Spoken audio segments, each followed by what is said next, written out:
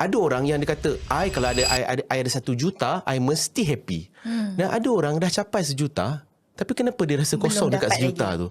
Ada orang luarannya nampak bahagia, Dai. Okay. Kerjaya bagus, keluarga baik, tapi jiwa dia sebenarnya kosong. Dia berkait dengan tadi juga, bagaimana as a simple thing, dia nak rawat jiwa dia dengan keadaan situasi dia. Mungkin bagi dia, kerja yang bagus, aku dekat office ni, aku dekat klinik ni, aku dekat luar ni, orang nampak aku sangat hebat. Tapi bila dia balik rumah, dia sebenarnya rasa sunyi. Dia rasa ada benda yang tak lengkap.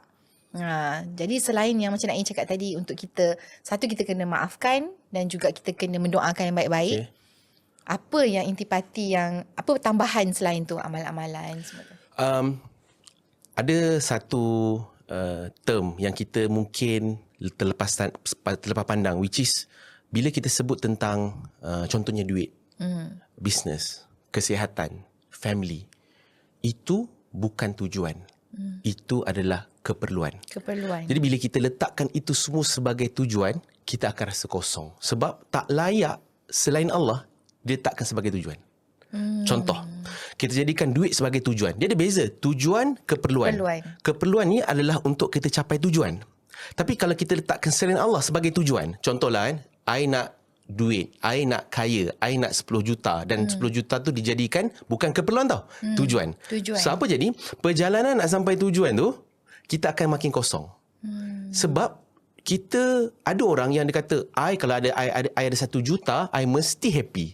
Dan ada orang dah capai 1 juta, tapi kenapa dia rasa kosong dekat 1 juta tu?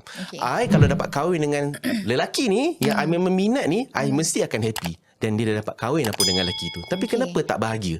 Kalau dapat rumah besar, kereta mewah, mesti I seronok. Dia pakai 2-3 bulan kereta tu, dah pening lah. Tak bel pun, biasa je kan. Tetap juga terstuck kat jam, kat Kajang, kat Bangi ni kan, contoh kan. Kenapa? Sebab tak layak selain Allah diletakkan sebagai tujuan. Sebab kenapa? Sebab duit, kejayaan, fame, bisnes tidak boleh memberi manfaat. Tak boleh bagi bahagia. Sebab yang boleh bagi manfaat dan bahagia hanya Allah. Jadi, simple things adalah kita hanya perlu divertkan semua itu hanya kepada keperluan saja. Maknanya bisnes kita, dia keperluan. Untuk capai apa? Tujuan. Habis tujuan kita apa dah ni? Tujuan kita hanya satu, untuk sukakan Allah. Hidup kita ni nak reda Allah je. Hidup kita ni nak Allah pandang kita je. Jadi kita nak jadikan bisnes kita ni sebagai asbab Allah pandang kita. Contoh, kita set up bisnes, kita boleh buat hiring, kita boleh bagi pekerjaan kepada lebih ramai orang. Jadi orang-orang tu boleh bagi nafkah kat keluarga. So ini semua kenapa? Supaya Allah pandang kita, sebab kita boleh bagi kebaikan. Sama juga hari ni kalau kita ada family yang besar, anak-anak yang ramai, isteri yang taat, suami yang soleh sebagai contoh. Kenapa? Supaya ini semua menjadi asbab kita makin dekat dengan Allah Subhanahu Wa Taala. Maknanya jangan letak selain Allah sebagai tujuan. Dan satu hadis doktor, untuk saya share pada semua. Nabi sebut dalam satu hadis, sesiapa yang menjadikan dunia ini sebagai tujuan. Okay, ingat tadi tujuan, keperluan. Maksudnya keperluan, tujuan. Okay. Tujuan tu kena jelas. Tujuan tu yang jelas. Memang kepada Allah sahaja. Kepada Allah sahaja, solid, tak ada dan apa tak ada. Memang hanya Allah. Okay, contoh lain, orang jadikan dunia ni sebagai tujuan. Okay, apa jadi? Nabi jamin dia akan dapat 3 perkara. Jamin akan dapat. Pertama, Allah akan rosakkan segala perancangan-perancangan dia. Kucah-kacirkan semua dia punya planning. Itu pertama. Yang kedua adalah Allah akan letakkan kefakiran di antara kedua-dua mata dia. Apa maksud kefakiran? Dia sentiasa rasa tak cukup. Sebab tu Nabi sebut dalam satu hadis, anak Adam ni kalau diberikan satu bukit emas, dia akan nak bukit yang kedua. Nak lagi. Dia sentiasa rasa tak cukup. Dia crave for more. So tak ada kecukupan dalam kehidupan dia. Kekosongan tu akan datang. Dan yang ketiga adalah dia hanya dapat apa yang ditetapkan saja, dia tak akan dapat lebih. Contoh doktor dan tuan-tuan perempuan sedang menonton kan. Sesiapa yang menjadikan dunia sebagai tujuan, contohlah kan, dia kata, I memang nak tujuan hidup I memang nak duit je. I memang nak fame je. I nak follower je. I memang nak orang kenal I je. Dapat tak? Dapat.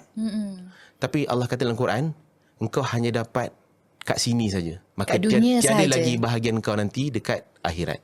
Padahal kita duduk kat dunia ni paling lama 60-70. Doktor nak duduk berapa lama kat dunia ni? Doktor ada perancangan tak nak hidup dalam 200.5 tahun? Tak ada cukup dalam. Kita pun tahu kalau 100 tahun macam mana rupa dan kita punya kesihatan kita kan.